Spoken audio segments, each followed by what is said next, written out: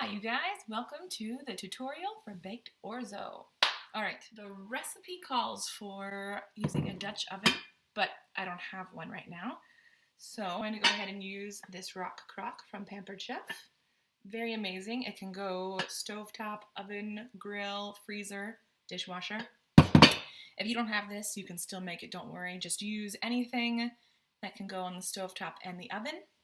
And if you don't have that, don't worry, because you can just transfer your stuff from something you're using on the stovetop to a dish that can go in the oven. So even if you don't have the tools I have, I'll give you tips on how to make this anyway, because even though I think Pampered Chef stuff is amazing, I don't want you to feel like you can't make delicious food without it. But this stuff is really great and I highly recommend it. All right, so let's get started.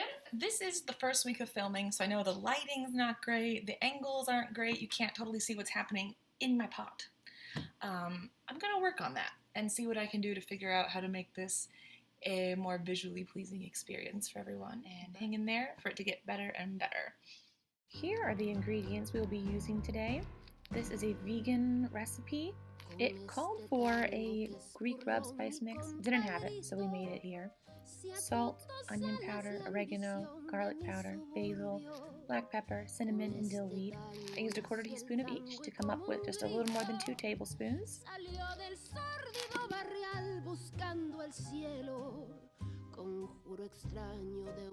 This Santoku knife is amazing, you guys.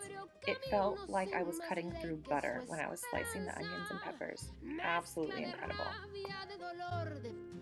This can opener is awesome. It can be used left-handed or right-handed. All you have to do is stick it on the top and twist it, and it twists both ways. So if you're left-handed, you can twist it easily, naturally with your right hand, and it works just the same. When you've gone all the way around once, you just twist it a little bit in the opposite direction, and it pops right off. You can use the button to grab the lid, and it comes off with no sharp edges, no mess. You can just pop it right in the trash can.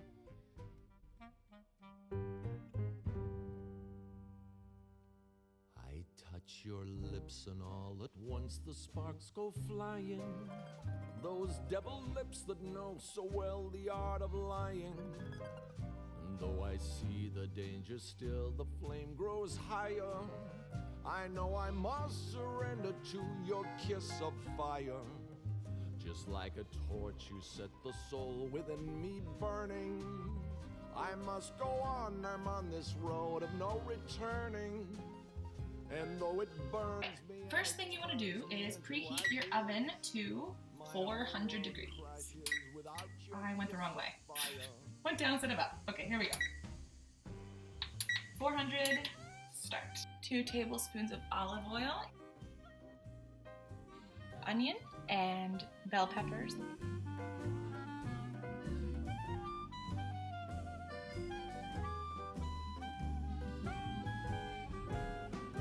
I thought I was recording and I totally wasn't. After your peppers and onions have sauteed for 3 to 4 minutes and they look nice and good, you want to add in your broth, which I just did, but thought I was recording, so sorry about that. Then you want to pour in your orzo. Then you want to add your fire roasted tomatoes. I would recommend turning down your heat while you're adding everything, because I just added a few things and started to stir, and I noticed some of the orzo was sticking to the bottom. So either add them quickly or turn down the heat while you're doing it so you don't get anything stuck to the bottom like I almost did. Your chickpeas or garbanzo beans. Don't pity me. Don't pity me. Then you want to add your spices. Greek rub, your salt, and your red pepper flakes. Just dump them on in there. Mix it all in there and bring everything to a simmer. Then you want to add your spinach, and when that's all mixed up, put the lid on. Now you put the lid on, then you want to grab your hot mitts. I love these. We call them baby sharks in our house because they kind of look like sharks. They're from Pampered Chef. They're just really handy oven mitts that fit just over your hand. They give you good grip and control. They form with your hand like this, and they have ridges so nothing slips. So you take your little baby sharks or any oven mitts you have, then you take your pot from the stove and stick it in the oven, and then you wait 12 to 14 minutes until all the moisture is soaked up and the orzo is nice and soft. And so I will check back in with you then. It turned out amazing, and we ate it with grapes. It makes a great thing to take like for a potluck because it's so different. People want to try it without making the whole batch for their family. A lot of potlucks you get a bunch of boring stuff. This would really have that, the one that kicked it up. The whole mix of it feels like fried rice, but like a different culture's fried rice. Mm-hmm. Yeah. And because it's Orzo, it's a lot more hearty. There you go. Orzo tacos. Little itty bitty Orzo tacos. That's what this is. Just make take your tortilla chip and put your Orzo on it. Really good.